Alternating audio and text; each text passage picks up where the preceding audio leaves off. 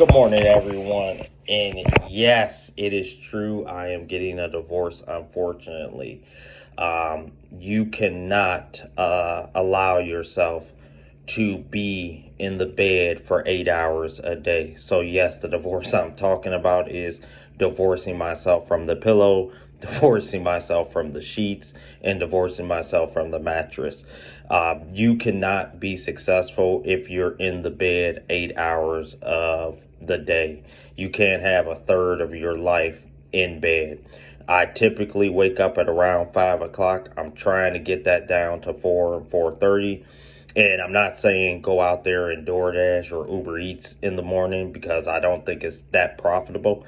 But there are other things that you can be doing that you can add to your repertoire. And I know I butchered that name, repertoire, whatever, you know what I'm saying. The biggest thing I will say, a lot of people, if you're behind, if you're like me and you're behind, we tend to not do what we can do, that which is in our own power to try to change the narrative.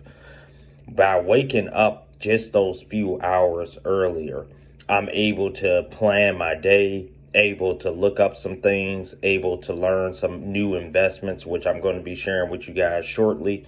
One of the things I'm really looking towards and leaning towards is I want to try to purchase at least 2,000 shares of Portillo's by the end of next year, 2022.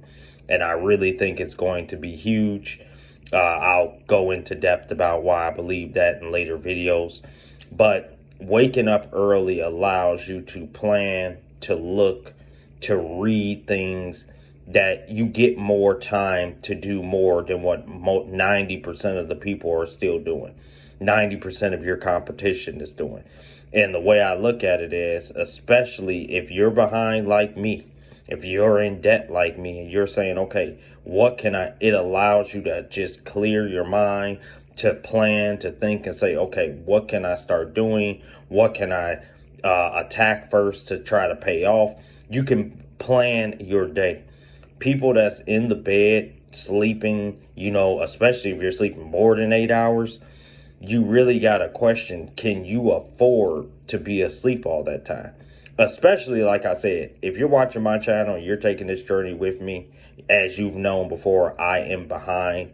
I am trying to get caught up. I'm trying to do things to better my situation for the long haul. That's what the shoes are for the investment. Now, what I'm going to start doing this month, and I'm probably going to stay out way later just because of the holidays, is I'm going to start tackling debt with my investments. So while I'm putting off of my investments, I'm going to try to start getting out of these debts that I've accumulated, like credit card debts, car loans. I'm going to get out of those so that I can start being able to allocate more money into the investments. Now, I know a lot of people will say, well, you should probably eliminate your debt first and then do the investments. Well, I'm going to try to do both. I'm trying to eliminate the debt, get into the investments as well. And if I got to work harder for that, work longer, that's just what I'm going to do.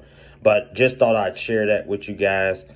If you're behind, you have to get out of the bed. You're going to have to try to say, what can I do different? And spending 8 hours in the bed is not going to help you. So I hope that encourages you to get up a little bit earlier, to strive for a little bit more. And you guys, I'll stay with you. Stay blessed. Take care. Have a good one.